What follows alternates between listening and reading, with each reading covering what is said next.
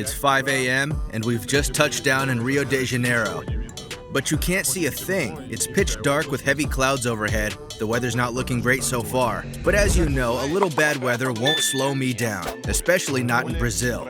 The favelas are notoriously dangerous and you can't just wander in. The police keep people out largely due to government policies. The government signs some papers and then the police start killing residents. It's lawless here, chaos reigns, and every day it only gets worse, impacting people's daily lives. One guy I saw even had an ankle monitor on. Yeah, he's under home arrest.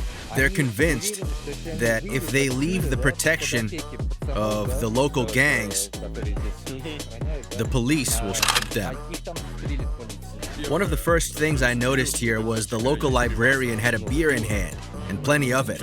So now the library is where people come to cool off. The police come in there too, and sometimes they open fire. That's why fences around here are riddled with bullet holes. Today I'm going to take you through some of the most dangerous Brazilian favelas, the ones everyone says to avoid. But first, we have to get from the airport to the hotel. The moment you land, they let you know how long it'll take to get to the city. You've got options. The PRT, which is the rapid bus or metro, will take about 70 to 80 minutes and it's pretty affordable. A regular bus will get you there in 45 to 60 minutes, and if you're in a rush, a cab can get you there in 30 to 45 minutes. There are different types of taxis. The signs explain how you can pay, either by the meter or at the counter. You can also call a ride through an app and pay by cash or card. Oh, and by the way, our luggage has arrived.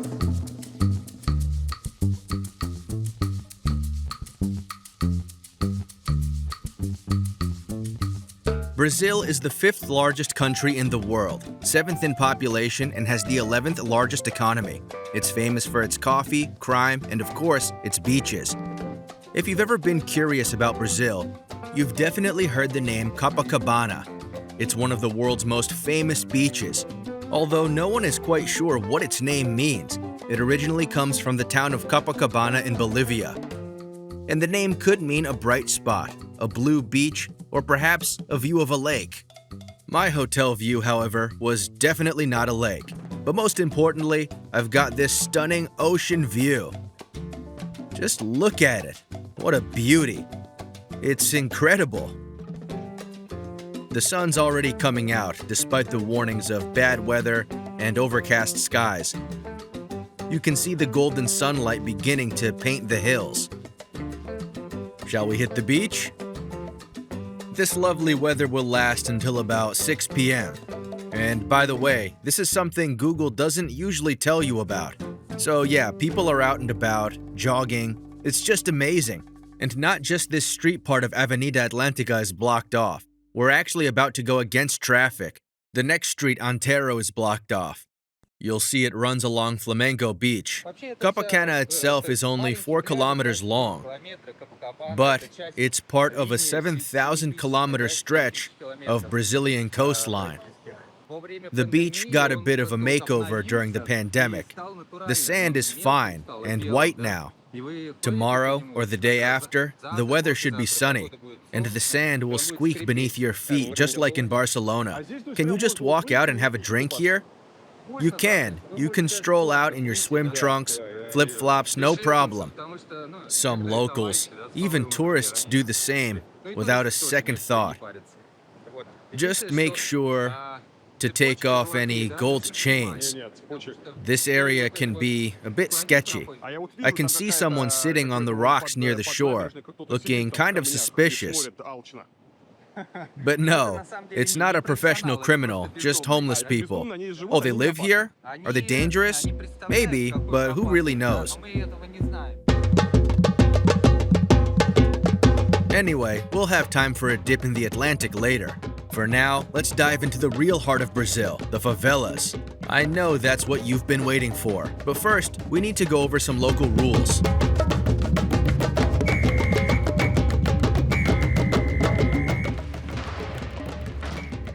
For example, there's a system of communication firecrackers.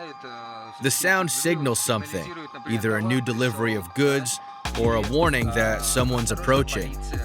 Also, kites can be used to send signals. For example, red kites flying over the favela mean danger. Yellow ones signal caution, and green kites mean everything's fine, all clear. When you enter a favela at first glance, it might feel like you've stepped into a sleepy neighborhood or village. There are roosters, birds, and no one seems in a rush. But in reality, it's a world of constant activity, often illegal activity, especially where trafficking is involved. Trafficking is pretty much everywhere. It sets the rules of behavior for both the gangs and the residents. Oddly enough, there's a certain harmony here. People don't really suffer from theft, at least. But they do suffer from sudden outs, gunfights, and stray bullets. It's a big problem. So what do you think of these rules? In general, you should only visit favelas if you're well prepared. Sure, there are tourist-friendly spots like the Rocinha favela, where they've even opened hotels. But the true favelas of Rio are still very dangerous. According to the website Numbeo, Rio ranks in the top 5 most dangerous cities in the world. In 2023, the calmest month here was August. There were only 155 shootings in 31 days. For Rio, that's nothing. Back in March 2021, there were 606 shootouts. Now, I think you understand my nerves. And on top of that, the locals added to my fears. Here's what's going on. I'm planning to visit some slums tomorrow to film what real favelas look like. One of my subscribers, a Russian who lives nearby, reached out to me. He wants to talk me out of it. He said it's incredibly dangerous, that it's absolutely not safe to go. I'm about to meet him to hear more. It's true, tourist visits to favelas have become somewhat of a trend. A lot of visitors to Rio de Janeiro are curious to see these local attractions, but when I found out the name of this particular favela, I felt like it was my duty to take this more seriously. This is not the kind of favela you've seen in travel TV shows. It's a very serious place. Let's put it this way. He's planning to visit one of the most dangerous favelas you can find in Rio de Janeiro. If you're looking for trouble, to find the hardest, most intense people, not just in Rio, but all of Brazil, then yeah, you picked the right spot. Okay, so what's the worst that could happen? As one of my friends said, this isn't just my opinion. I'm just passing on what I've heard from people who grew up here and know a lot more than I do. If you don't listen, you'll see how Rio can get. It's like a microwave. Drop this idea, man. Don't do this crap. Forget it. Don't even think about it. Or you'll get to know what we call Rio's microwave. It's the traditional execution method used by Brazilian drug traffickers, where they stuff someone into tires and set them on fire. That's the Rio de Janeiro microwave. And I'm not trying to scare you. This isn't just some personal opinion. This is really what happens here. You have to understand, even though you're in Brazil, when you step into certain favelas, it's like entering another country. Think of Italy and the Vatican. It's got its own laws, its own rules. That's how it is with the favelas in Rio de Janeiro. They operate like their own state, with their own laws. They don't answer to the president, the police, or the governor of Rio de Janeiro. Does that give you chills? It definitely gave me some. But there is a way out.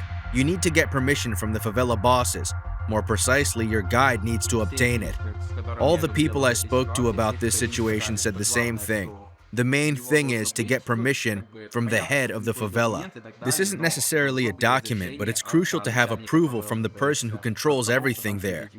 If he gives you the go-ahead and says, okay, we've agreed this person can film, no need to bother with them, then there will be no issues.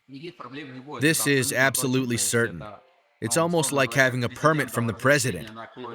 With that permission, you can relax because you'll be protected. Petty criminals, thieves, etc. won't touch you because they fear the people running the show there. So, if you have that permission, or if the person taking you there has it, then in principle, everything should go smoothly. I have a few contacts, but the driver I hired to take me there, as well as others, all refused when they found out where I was going. They said, "No way, we're not going there." You could call Uber, but Uber drivers will likely refuse to go there as well since they don't drive to such neighborhoods. So, I'm taking the subway. Crazy, right? They say that's a bad idea too. On that optimistic note, we're moving out. We're heading to the northern part of Rio de Janeiro, which is known to be a bit dangerous, right? We're going to the Complexo do Chapadão favela. Basically, well, it's a favela full of junkies. That's one way to put it, right? Basically, it's a complex made of 13 separate communities. It's home to around 25,000 people. And this favela hasn't been pacified yet. That means the elite Brazilian police squads which enter favelas to restore order with firearms haven't gotten here yet. Let's keep our fingers crossed that everything goes well. Now, let's head to the subway. The subway is the most convenient way to get around here. Alex said we should put away all our cameras, as we might not even make it to the favela. They could take the cameras before we get there. We just stand out too much. Blonde hair, blue eyes. In other words, we're clearly not locals. Blending in is not an option, especially with all the equipment we're carrying. So even in Rio, the Complexo do Chapadão stands out as especially dangerous. They won't just take our cameras. We won't even know what a Brazilian grill is. So we hide the cameras and hop on the subway. Visiting this area isn't inherently dangerous, as long as you follow certain rules, right? And our guide knows the rules since he's a local. He sees that we're just clueless tourists, right? It's basically a death wish. Everything feels very strange and unpredictable. We're budgeting about $3.30 for gifts, as they say, right? $3.30 for gifts? Let's see what kind of gifts we can buy. Those cameras will probably get noticed right away, yes? Yeah, they have people keeping watch constantly. Their job is to protect their business with eyes everywhere and snitch on anyone suspicious. Because, of course, the cops are cunning too, always trying to take pictures or capture footage.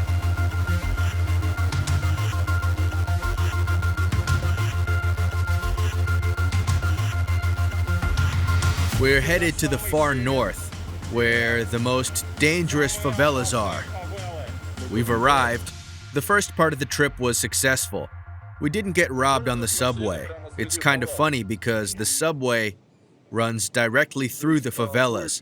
The train is surrounded by endless rows of brick houses, and you can see smoke from something cooking behind the fences. It's quite beautiful, isn't it? I'd love to see it from above. Anyway, we've reached the final station, and our guide should be meeting us here.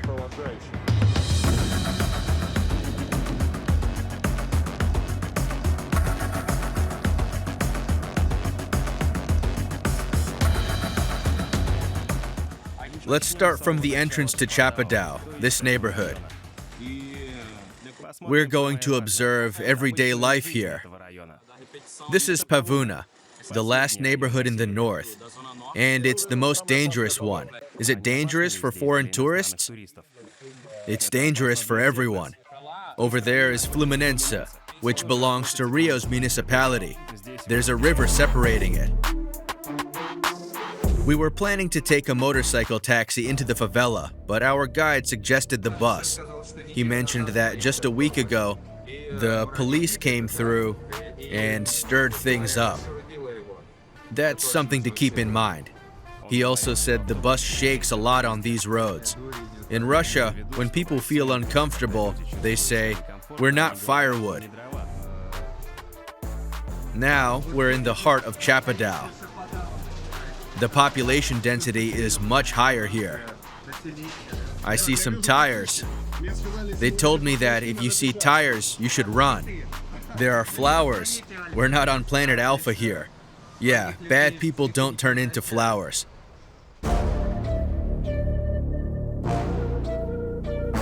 Better keep your camera hidden, or you might get kicked out. Since this is the main street, the mugging situation is different. And here it is, the most dangerous favela in Rio. But look, some of these houses are pretty wealthy. It all depends on the place. Usually, the higher up the mountain, the poorer it gets. Yeah, you go up and there are these shacks, people sleeping right on the ground. It's richer at the bottom, of course. Same trouble as in Brazil. He says, I made arrangements with a lot of people, even friends. At first, they're like, yeah, we'll do it, no problem. And then, oops, last minute, they back out. I told him, man, we'll just wing it. So what? It's always like this, right? No one's waiting for us here. It's not too scary yet, right? But hey, I found a guy with the same hairstyle here. Is this your friend's place? Yeah, Tata? He's the photographer. Dude's hair is awesome. Make yourself at home. The place is really bright. I like it. There are even some plants. I'm into that. The danger of the favela is obvious from the look of the local store. Good morning. Do you have any beer? 3 Brahmas, please. A friend talked to the manager-owner, and they're sending 3 motorcycles for us. It'll cost about 30 to 40 reals. Deal. We stocked up on local beer, hopped on the bikes, and headed to the top of the favela. Remember, in favelas, the higher you go, the poorer and more dangerous it gets. Though at first I was dropped off at a playground. We're on moto taxis. We arrive at the top of these favelas. And here, for about 20 minutes, we negotiate with the local young gangsters who run this area. They've talked for a long time and eventually said, okay, you can film, but don't film us. So we're going to start shooting, showing you how life in the favela works. Maybe later they'll open up, trust me more, and we can get more footage. Here's what the top of the favela looks like. Look, this is the highest hill. From here, you get views in every direction. And over there, that's the northern outskirts of Rio. All the way to the horizon, you can see these poor brick houses. It's all favelas.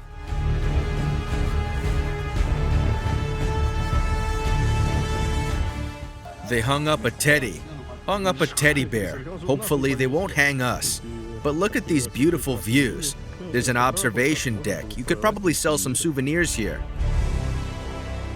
What do those writings on the walls mean? The local criminal gang is asking residents not to throw out trash. Don't litter because we live here. But you realize there's no basic sanitation down here. There's gunfire down below. Even the gangsters know not to throw garbage on the street. It's beautiful. They say the sunset here is unbelievable. They should build a hotel or something. They want to build a racetrack over there and cut down the forest. Have you seen the project? A lot of businessmen are interested, but the government won't give them the money. They're saying a racetrack will bring jobs for people here in the favela. I managed to gain the guy's trust. One of them agreed to talk to me on camera. You can't film his tattoos. That'd give him away. And not his face either. It's tough here, man. There's a crackdown going on. The police are still stalking residents' Instagrams. They already arrested one guy because he was a street vendor. They ask, was that a gun in the photo? No, I was just filming a music video with some friends. It's really hard for us here. They don't have a creative license. Yeah, inside the favela, it's impossible. Ask how they control everything. What kind of relationship do they have with the authorities? How often do the police come? It's constant fighting. It's a massacre, you know? The police won't let people live in the favelas, and it's all because of the government.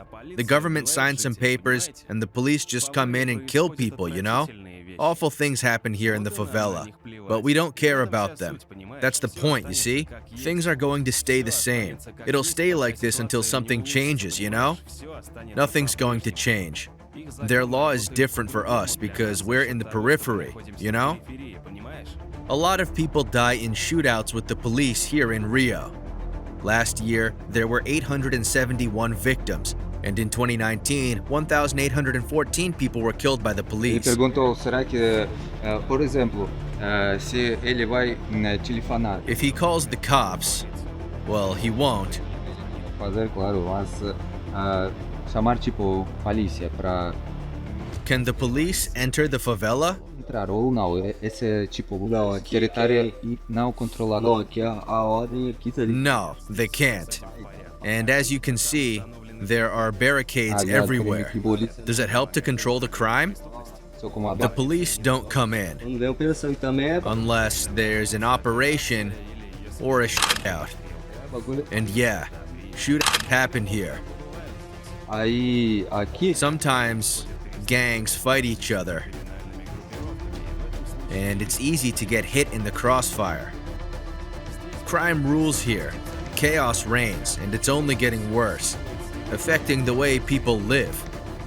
They buy gas, they help with food baskets. Because of all this, there are massive problems. It's just everyday life in the favela now, and the police are useless. They don't help, they just kill. They have no intelligence. There's not a single smart guy among them. The state claims they are smart, but it's not true. They just want to steal and do bad stuff, man. You know, everyone condemns people from the favelas, calling them criminals. But they are the main criminals and scumbags. A husband beats his wife, a friend beats another, someone steals from someone else. Who solves the problem? Where do people call? Where do they complain if a conflict arises? Who handles these issues within the community? Here in the favela, no one can hit or beat a woman. You can't hit a woman. Absolutely not. Hitting a woman is a serious offense. So these guys also run crime here, and they're the ones who maintain order. We believe that's fair. I don't know about this favela, but throughout Rio in 2023, there were over 45,000 crimes against women. Nearly 14,000 of those were physical violence, and more than 2,500 were sexual. If they're so fair, what happens to drivers who come here? Why are they robbed if these people are so fair and good? Why are the cab drivers scared to come here? I think it's more because of the image portrayed on TV. They show favelas on TV, right? They show what will grab the public's attention. Death when a cop kills a drug dealer. They show when a child is killed. But they don't talk about the people doing incredible work inside the favelas, saving lives. They don't show that. It doesn't attract an audience.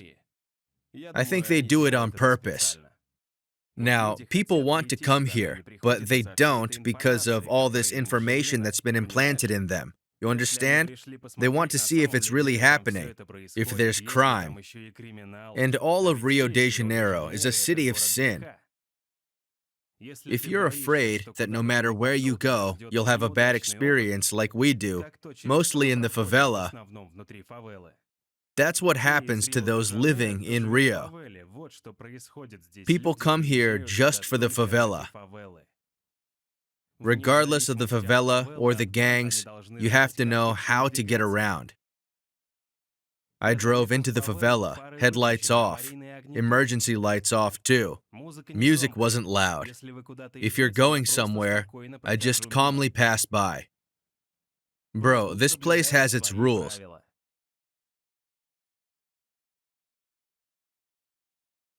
People come here to relax and feel at ease. I could be like you, with the camera on.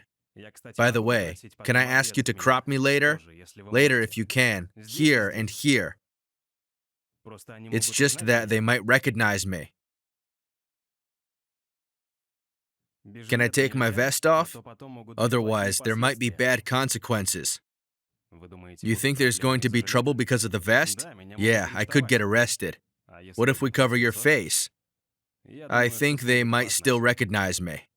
They could show up here. It's better without that thing. We'll need to cut everything. It's better without that thing, right? It's so dark here. It's better this way.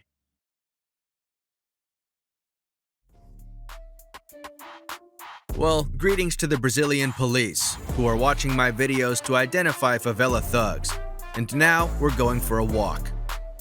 Oh, someone's pumping. Sports field. He's got an ankle bracelet. Dude's under home arrest. By the way, even here there's a place for urban development. These cute benches, for example. While there are constant restrictions on filming here, mainly they ask you not to record anything that could identify body parts with tattoos. And of course, it's stunningly beautiful. From these hills, look at the views. The other hills are covered with these little houses. It's basically a bedroom community, right? Are people in the city working now? Yes, mostly in downtown Rio de Janeiro. Ordinary laborers, yes. And the average salary is about 2,000 reals. For example, a bus driver makes 1,000 reals. 1,000 reals is about $200. Since January 2024, the minimum wage in Brazil is 1,412 reals, which is about $276. There are many people from these societies who will never leave here at all. They live their whole lives and never leave. It's like the middle class from the south of Rio de Janeiro. They're afraid to go to the north, and the locals feel the same way. They're afraid to leave here? Yes, because they believe that if they leave outside the protection of the boys who guard this place, they'll be shot by the police out there. Someone offers a smoke, but no thanks. They don't get caught here at all. This is their territory. Listen, to get an idea, is this somewhat legal here? Yeah, but there are still places where the police can give you trouble. But as I understand, weed isn't their biggest problem. No, as I've been told before, with one cigarette, you won't have major problems. Really empty streets. No one's around. And if something happens here, of course, no one will come. No police will show up here. So right now, we're completely at the mercy of these guys. How much does it cost here? Ask them how much one joint costs. It's sold everywhere. It's about $2. That's for a bag? 3 or 4 joints. If you linger a bit on the beach, like at Copacabana, for example, there are lots of people selling all kinds of cigarettes. They'll definitely offer you something. In the favela, you can find other substances too, but I warn you, don't do drugs. So right here is a street stall where they're selling. This small dose costs 10 reals, right? This larger one is of a different quality, right? For 25. Yes, 25. What's this? It's the same thing, only... Oh, that's 3.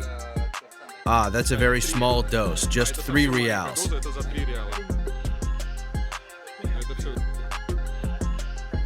And what's this? Oh, that's weed. Thought so. So, for 25 reals, you get this much. Buy it as a souvenir. What am I gonna do with it? And there's a stall like this, right on the street. Along this street are stalls where drugs are openly sold. They're also selling some cocaine and weed. Here, they're very concerned about keeping it off camera. They allowed us to film these bags and all, but later, one of them reviewed the footage and thought his face might have been caught in the shot, so he watched it again to make sure no one was shown. They're very worried about their safety. As I said, the favela itself, the Complexo do Chapadão, is divided into different parts. One of them unexpectedly has an Israeli flag. Here begins a new favela, founded by a Jew. That's why there's an Israeli flag here. It's a beautiful entrance to another favela. This is where the border is, a kind of checkpoint. Filming beyond this point is not allowed. At the entrance to one of the favelas, there's an inscription, a message to the police and enemies. Come in easily, but you won't get out. Terra de Israel. So some Jewish guy founded the favela, a man named David, though he doesn't necessarily have to be Jewish, right? Well, with the Israeli flag everywhere, he probably considers himself Jewish. That could be true. I asked when there's more activity here. Of course, it's on Fridays, Saturdays. or in the evenings when people are coming back from work. Down there again, no filming. They're selling things down there. Unfortunately, I couldn't film anything down there, but there was an incredibly beautiful drug selling spot with the prices of all the stuff painted right on the wall. But we made it to the library, and the first thing I saw was that the librarian has a beer, a lot of beer, so now you can quench your thirst at the library. That's what the library in the favelas looks like. Look at this. On one hand, guys are selling drugs, with a huge drug selling point just around the corner. And on the other hand, they're trying to fulfill some social responsibilities by setting up a children's library right in the favela. That's the contrast of life here. There are parrots over here, books over there, and this cozy little courtyard we've come to. Meanwhile, the guys who are with us are having another discussion about something. In general, the atmosphere here is tense. People are always watching the cameras, and there's always some kind of drama. Did you film that? Show it. You need to delete it, they keep saying. People are really afraid of being caught on camera, of being identified. They fear it'll get them in trouble with the police. Why is that?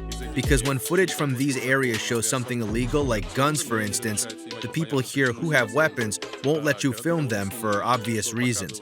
If you record someone or capture something forbidden, it can end up on social media leading to public outcry. Why are the police allowing this? That forces the police to respond. And the people here are justifiably scared that any display of illegal activity will trigger a police raid. These raids tend to end badly for locals, with arrests or even shootouts.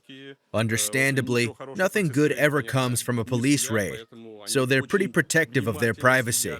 Still, I'm trying to show you as much as I can about how life in the Brazilian favelas is organized.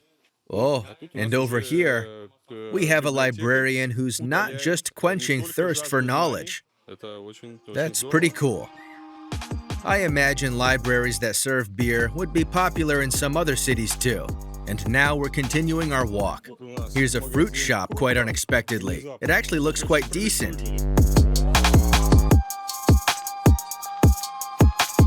We keep wandering, not really sure where we're heading. By the way, we've already been kindly invited to stay until the evening. Apparently, it's more lively and fun then. Yeah, and because of the restrictions on filming, you can't capture the most interesting parts. Recently, for instance, there have been several times when filming was forbidden. You can't shoot at the intersection anymore. There's a local roadblock there and no filming is allowed. I'll have to describe it in words, calling upon all the richness of my vocabulary to capture what we've seen. On the way to the bandit checkpoint, we came across a separate waste collection point. Progress, it seems, hasn't passed the favelas by. This is where the people drop off scrap paper and metal. They separate their trash here, and there's a price list. For instance, copper is listed as cobre. It's priced by the kilo. Metal is 16, copper is 26. Beer cans go for $4.20 a kilogram. Oh, this one's part of an iron, all that kind of stuff. And so everyone brings in scrap. It's probably aluminum, I guess. Old parts from appliances or whatever. This is how the payments work, and people bring in bags of stuff to make some extra money. I thought they were big on eco-consciousness, but it turns out they're just profiting off recycling scrap metal. Well, at least it's better than dealing with something illegal. Now we're walking down these narrow alleys. Again, just behind me were some really friendly young men who immediately offered us a cigarette. Because there are some very kind people in the favelas, they're always quick to offer you weed. Of course, we declined because we're firmly against that kind of stuff. Unfortunately, not everything here can be filmed. There are little shops, old arcade games. We passed a couple of times a guy on an incredible motorcycle. He had this massive gun. He was wearing a bulletproof vest.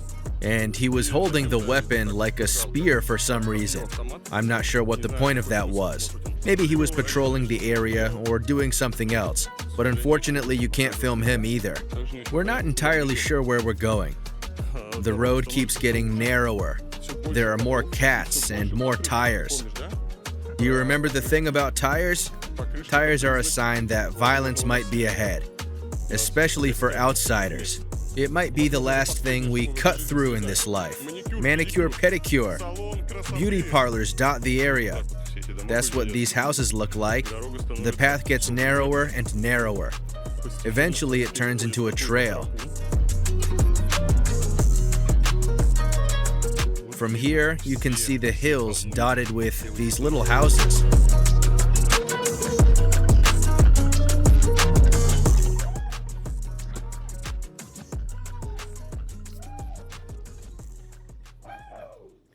And here's a nice piece of land for sale. But no one wants to live here because the police enter from this area. You can't film here. And see these holes? They're from bullets. Yeah, all of them. You can't film from here. That's where the shots come from. Yep, that's all from fire.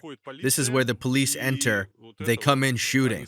So if you live here, your fence is constantly full of bullet holes.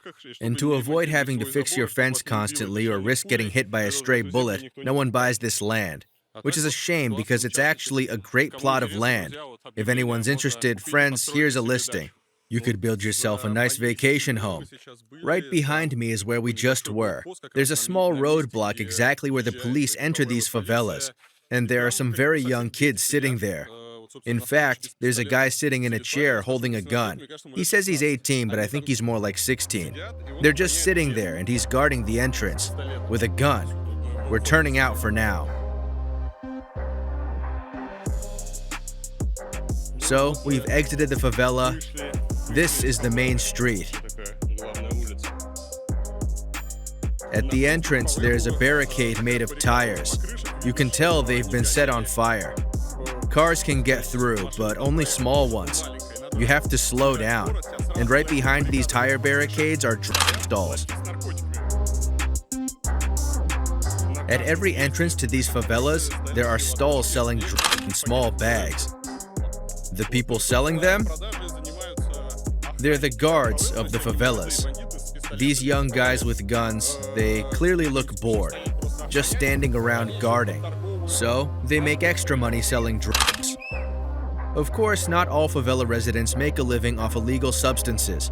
In Rio alone, 1.5 million people live in favelas. Across Brazil, it's up to 16 million people, 1 in about every 13 citizens. It's hard to imagine that many drug dealers.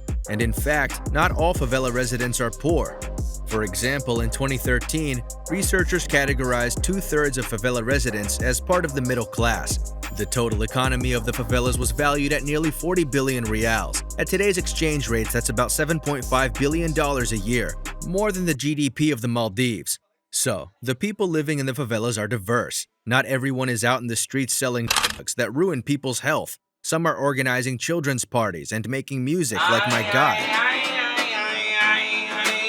Aqui no Chapadão, eu ouvi falar, e Deus vai me matar pra me ressuscitar, e Deus quer te matar pra te ressuscitar, que sou pentecostal, entre o bem e o mal. Tava tentando ser normal, mas isso é tão estranho. Eu vim de Angola, eu vim de Angola, eu vim de Angola, eu vim, mas é só louro moreno, careca cabeludo, rei, ladrão, polícia, capitão, louro moreno, careca cabeludo. And with this wonderful music, I'm off to explore more of Rio. I'll show you that in the next video. But for now, don't forget to like, subscribe, and leave a comment. And make sure to share this video on Reddit and send the link to your friends on WhatsApp. Flight number 1728, service to New York Kennedy Airport. All confirmed passengers should now be boarding